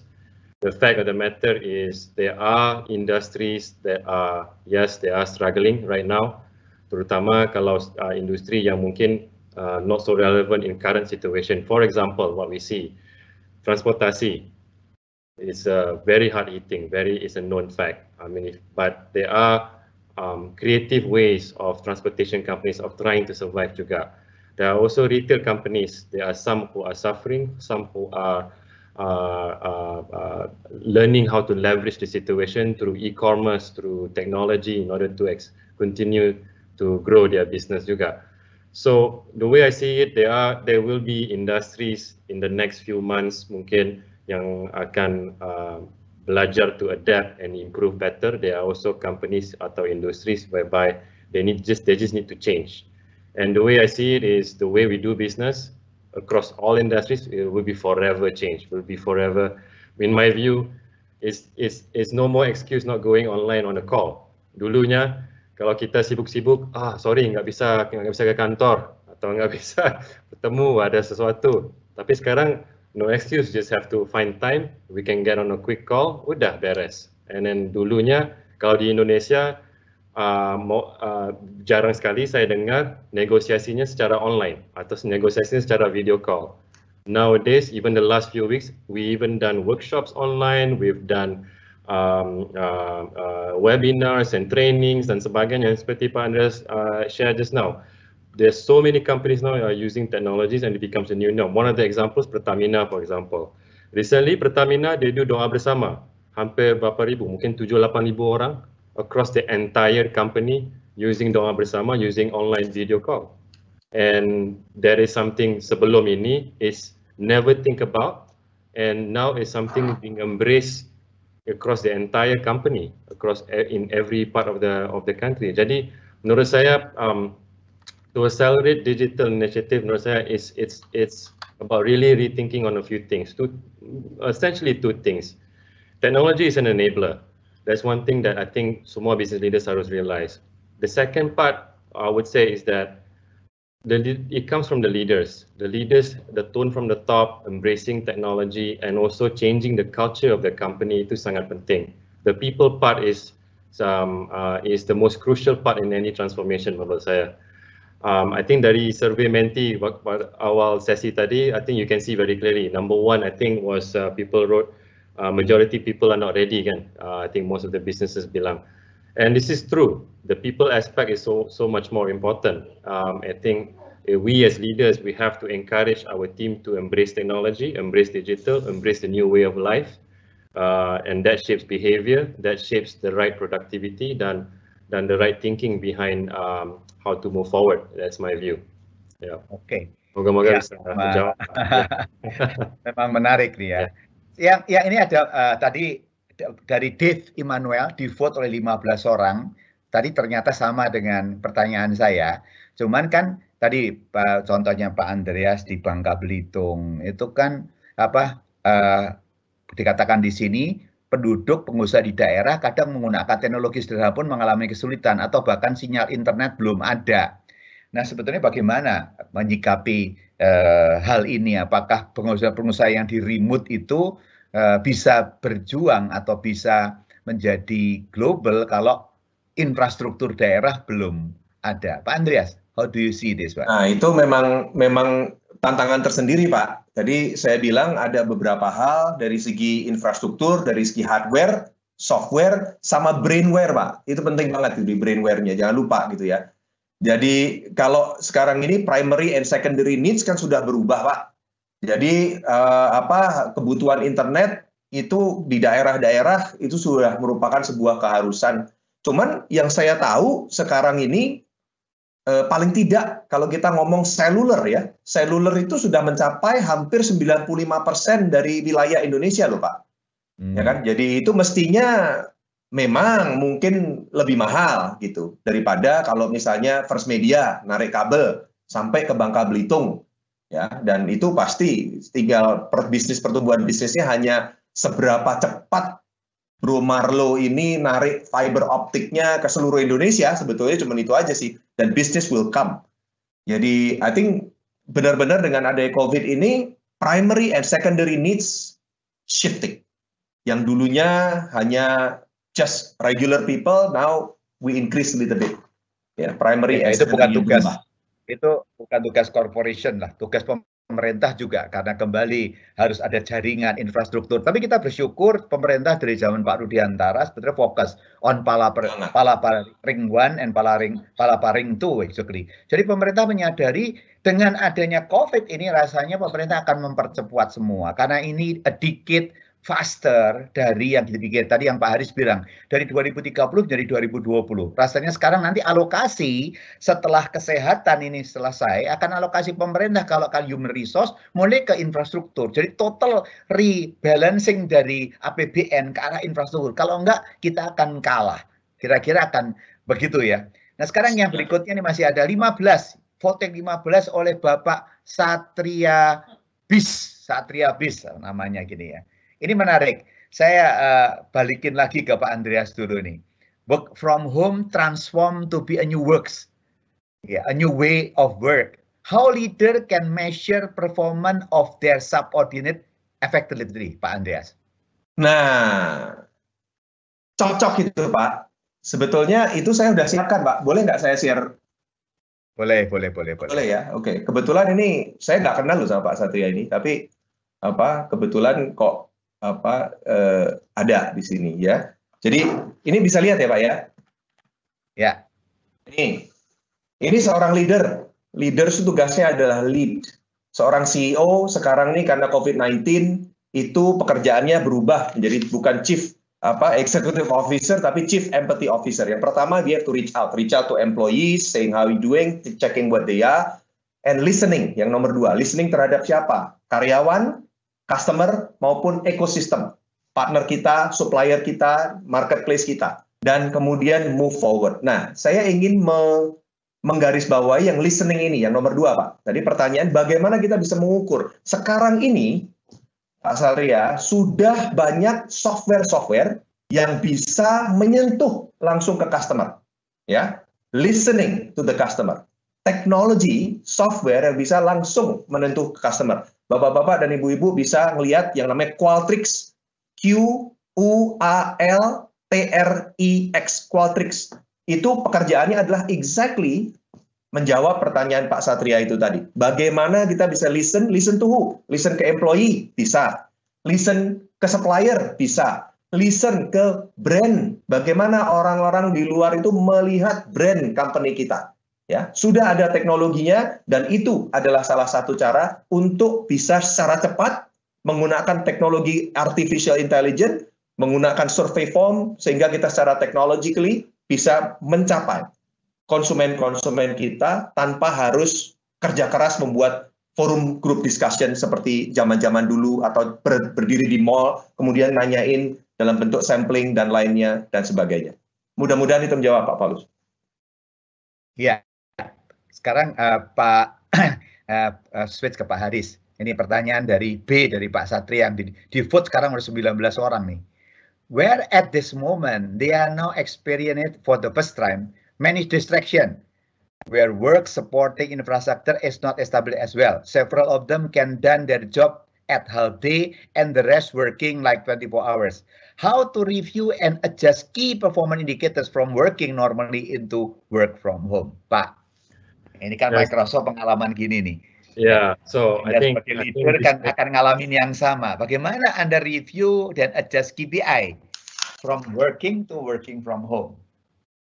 Yes, thanks Pak Paulus. Untuk Pak Satria habis ya. Jadi I think follow up response based on comments dari Pak Andreas juga. I think there are many solutions or technologies now that are touching customers today much more compared to 10 years ago. And these data are now being collected by companies. Termasuk kalau di Microsoft, I mean, one example is that my leaders are not sitting in Indonesia. How does my leader know that I'm doing my job? Same thing with Pak Andreas, and same thing with many other people yang having regional position atau regional leaders that we report to. It's the same concept. How do they know that we work and we have met our targets? It's all based on data. It's all based on the conversation, the listening of the data, listening to the people when we connect with them. Measurement is different from what it used to be. In the past, kita harus ngobrol langsung sama the employees. But today, you don't have to meet the employee, but you can connect through technology. You can connect through reports, through dashboards. You can see their behavior and performance through insights dari dashboards dan data-data tertentu. All that can be done, and that's how you measure the performance or the KPI of the employees. It's not about how many hours the employee spent. It's how effective the employee is in achieving the results that you need for the business. So that's requires a different mindset, requires a different how you measure an employee compared to what it used to be. So that's my view. Hopefully bisa menjawab. Iya. Ya, saya pilih dua pertanyaan terakhir karena memang masih banyak sih, cuman kan waktunya nanti saya serahkan kepada panitia. Yang pertama, pertanyaan berikutnya 14 di default 14 orang. Ini khusus langsung kepada Pak Andreas karena bisa info beberapa contoh untuk e-commerce enablers itu apa sih Pak? Contoh dari e-commerce enabler? Iya, apa itu sih? Info berapa contoh untuk e-commerce enablers itu apa yang tadi Bapak ceritain mengenai e-commerce? Ada 14 orang nanya yang sama. Ya, jadi e-commerce enablers itu paling gampang sebetulnya Google aja. Di situ ada e-commerce enablers, itu akan keluar dengan satu kategori baru, di mana e-commerce enabler ini bekerja untuk membantu secara one-stop shop menggunakan variable cost dibandingkan fixed cost. Jadi nggak perlu bayar software di depan lah. Di Indonesia ada 6 yang besar e-commerce enabler tersebut. 2, 3 dari Indonesia, ya, yang disebut Circlo, kemudian Jet Commerce, 88 Commerce, itu 3 dari Indonesia. Cuman market leadernya kalau nggak salah sekarang itu justru yang namanya e-commerce, A-commerce itu dari Thailand, ya, market leader A-commerce. Dan yang terakhir dari Vietnam namanya Intrepid, ya, itu adalah beberapa dari e-commerce enabler, bisa di Google sendiri.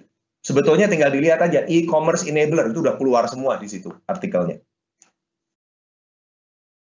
Ya, Pak Haris mau nambah dari Microsoft. Apa yang disebut dengan e-commerce enabler yang Microsoft bisa berikan kepada pada para pemain di sini? Yeah, I think Pak Andreas sudah basically give the examples of the companies. I think what's important is e-commerce today ini sudah create a new ecosystem essentially. So you have an entire new ecosystem whereby it creates new companies that exist in order to support the e-commerce entire system. So it's not just about one company, it's not just about 1 or 2 unicorn. Sebenarnya di belakang unicorn itu ada banyak lagi perusahaan-perusahaan startup dan juga non-startup yang membantu mereka coexist together, interdependent in order to grow together. And that's essentially what, in my view, e-commerce enablers are. I mean, they exist disebabkan they found opportunities in order to create new avenues to support the bigger guys, to support the rest of the ecosystem, to make everything gel together.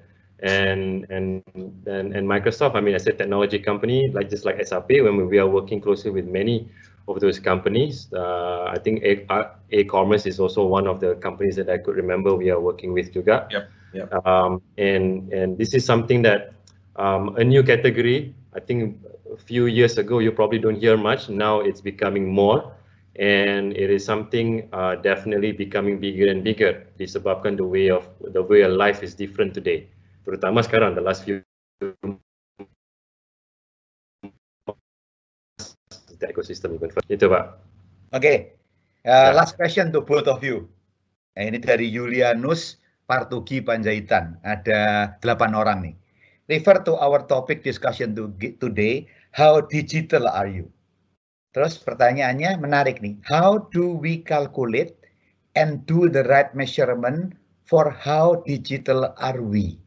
Pak Andreas.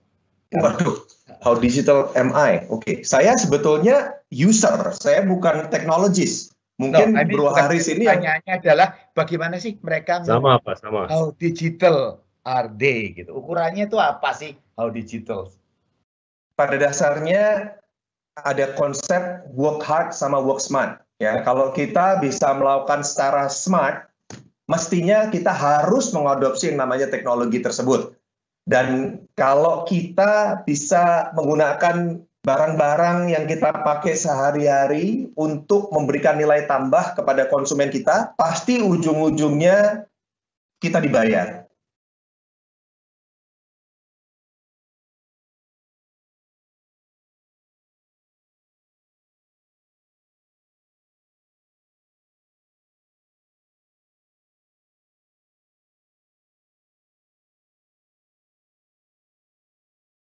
SAP itu mahal. Tapi startup nggak mungkin dia bisa langsung beli SAP. Survive dulu. Dan mereka masuk ke situ, melayani startup-startup, usaha kecil dan menengah, sehingga menjadi perusahaan yang besar. Nanti kalau masuk mau go public, carilah SAP. Kira-kira gitu Pak Paulus. Pak Haris, gimana? Tadi kita bilang, how digital are you? Menurut Anda, ukurannya apa sih? Kita perusahaan atau UKM dibilang dia how digital are they gitu. Yeah, I think well, it's okay. Measurementnya bukan hanya, I mean, it's not a quantitative measurement ya. Menurut saya lebih ke in beyond using the gadgets and the devices and the software dan sebagainya, it's also the people side, the behavior of the leaders, how they are adopting technology, how are they changing the culture of their organization, whether it's big or small, doesn't matter. It doesn't have to be a big organization. It could be small businesses juga. At the end of the day, it's behavior. It's about people, and if you are adopting technology, following it, creating value for yourself, for the others, for your customers, for your partners, itu akan sangat membantu not just yourself but everyone else in your network, in your ecosystem.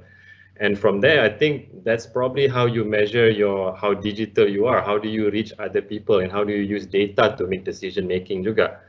The more digital you are, the more data you get. The data follows you everywhere sekarang di dunianya mobile, which means you can have more insights and use that to leverage to grow your business and to strategize better, to compete better. Yeah. Iya. Gitu. Bisa nggak sebetulnya the end of the day kalau kita bilang bottom line-nya, how digital are you? Bottom line-nya boleh nggak saya bilang gini ya, the end of the day kan suatu saat nanti 5 years from now, mulai dari after COVID, kalau kita bicara 5 years from now, berapa persen revenue Anda datangnya dari online sih? Setuju. Kemudian berapa persen bisnis proses Anda online? Berapa persen digital learning Anda online? Berapa persen customer interaction Anda online? Berapa persen internal proses itu online? Jadi the end of the day, basically ya, kalau revenue Anda masih offline, you will be in troubles. Karena semua akan online. Jadi menurut saya sih makin besar. In the next 5 years, my prediction is mesti 50% of your sales should be online. 50% of your customer interactions, dengan termasuk customer experience, should be online. 50% you manage human resources, itu udah nggak bisa pakai kertas online. You manage meeting online, kemudian workflow, itu pakai online. Jadi the end of the day, in the next 5 years, seharusnya separuh lebih itu masuk kepada online. Jadi orang nggak bisa lagi pakai cara gini. Dan my prediction akan ada gerakan, mungkin 50% managing human resources, nanti akan ada dynamic salary structures, dynamic benefit, yang sekarang kita nggak bisa lakukan. ya dengan online. Jadi kalau nanti penilaian karya, nggak bisa penilaian karya per departemen atau divisi lagi. Sekarang bisa penilaian karya per individu, karena kita bisa ngasih target individu, kita track individu, result dan proses by individu dengan digital bisa. Yang dulu kita nggak bisa lakukan karena keterbatasan. Jadi dengan perubahan ini, sambil menjawab Pak Julianus, walaupun saya mestinya moderator nggak boleh menjawab, tapi tertrigger dengan pertanyaan Pak Julianus ini, bahwa akhirnya di end of the day, you bisa evaluate your own digital sampai seberapa jauh kita menggunakan digital ini to do business, interaction dengan customer, interaction dengan supplier ini. Karena kalau tidak, Anda akan kalah speednya. Nah, memang masih banyak yang pertanyaan. Terima kasih kepada 740 orang yang hadir. Banyak yang kesulitan masuk dengan Teams, Pak Haris. Jadi we have to work hard for the next session. Karena yang ikut 1090, tapi yang bisa masuk 740. Banyak yang komentar gimana cara masuknya. The next kita lakukan masih gampang, jadi Zoom lebih mudah. Jadi itu PR buat Microsoft. Tapi untuk yang sudah masuk 740 orang, terima kasih banyak. Tidak perfect, kita masih belajar. Tapi saya yakin kualitasnya bagus. Saya lihat kualitasnya bagus dan saya yakin ini bisa di follow up. Jadi kembali Anda bisa follow up bagaimana digital, kita akan lanjutkan dengan banyak hal-hal digital. Tapi pesan saya cuma satu sebagai penutup. Tadi yang dikatakan oleh Microsoft, baik untuk SAP, sekarang ini saatnya everybody untuk rise. Tidak terbukti yang besar kuat. Jadi sekarang justru teknologi itu memberdayakan yang kecil. Karena yang kecil dikasih the same level playing field.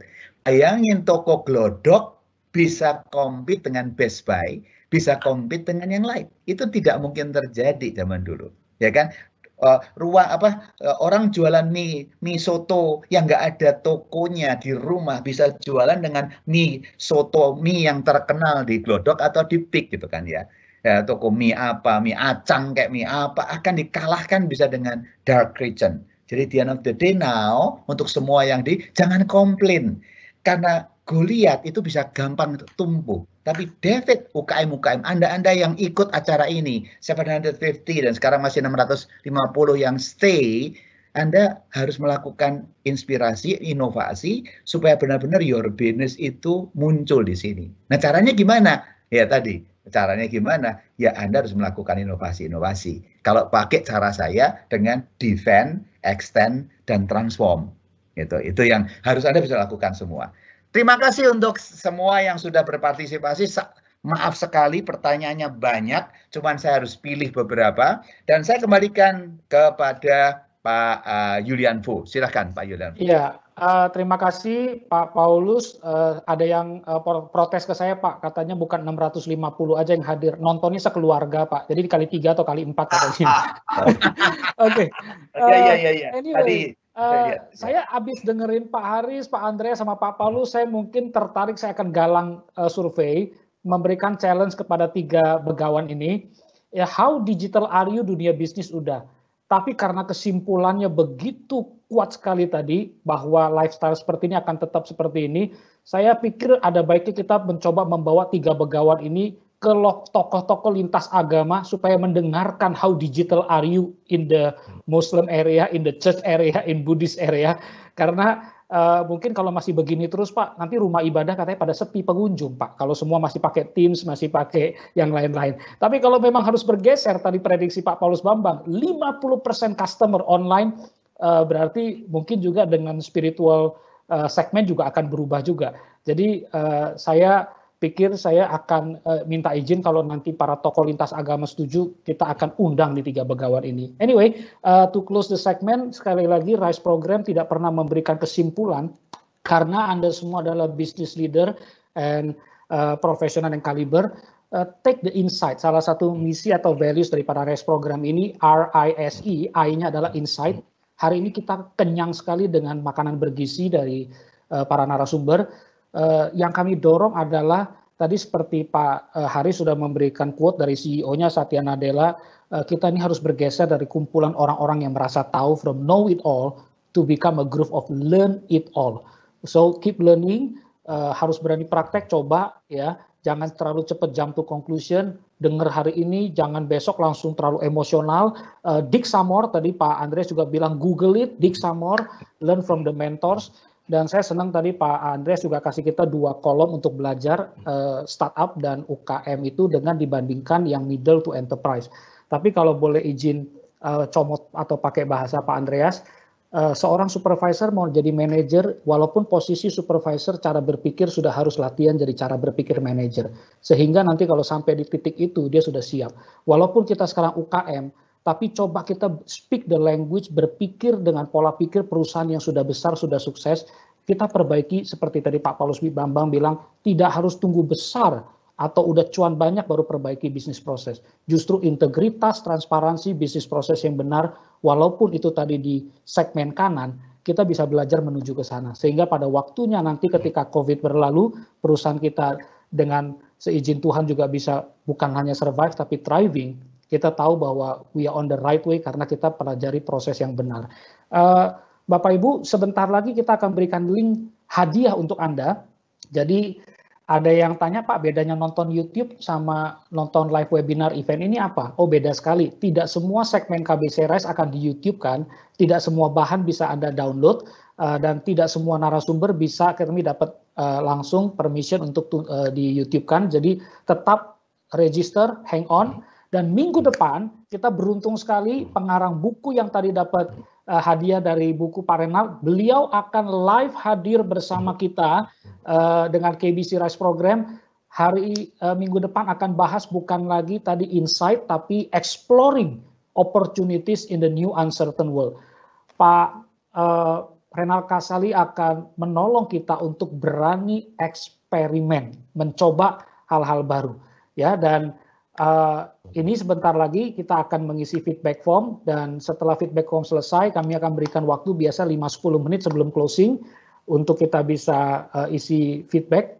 Dan pengumuman terakhir saya serahkan kembali kepada Pak Tommy, dan sekali lagi terima kasih buat kesediaan Pak Haris, Pak Andreas, Pak Paulus untuk serving our community dari kalau nggak salah data kita hampir 22 kota nih Pak, bahkan ada yang tracking juga dari luar negeri ikut di sini.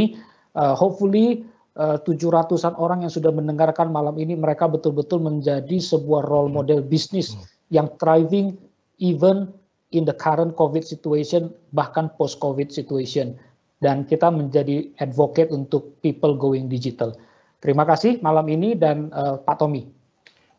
Terima kasih Pak Julian, dan di penghujung acara sebelum saya mengumumkan link untuk Bapak dan Ibu bisa mengunduh pelajaran tambahan, materi tambahan untuk malam hari ini seperti yang disampaikan Pak Julian. Izinkan saya mewakili semua yang hadir, sekian ratus yang hadir menonton sesi KBC Rise malam ini. Ucapkan terima kasih kepada Pak Haris, kepada Pak Andreas, kepada Pak Paulus Bambang, kepada Pak Julian, dan semua tim yang ada di belakang layar, tim teknis, khususnya teman-teman dari Microsoft Indonesia yang sudah begitu totalitas mengawal dan juga membawa kita supaya bisa bersama-sama kumpul secara digital malam hari ini.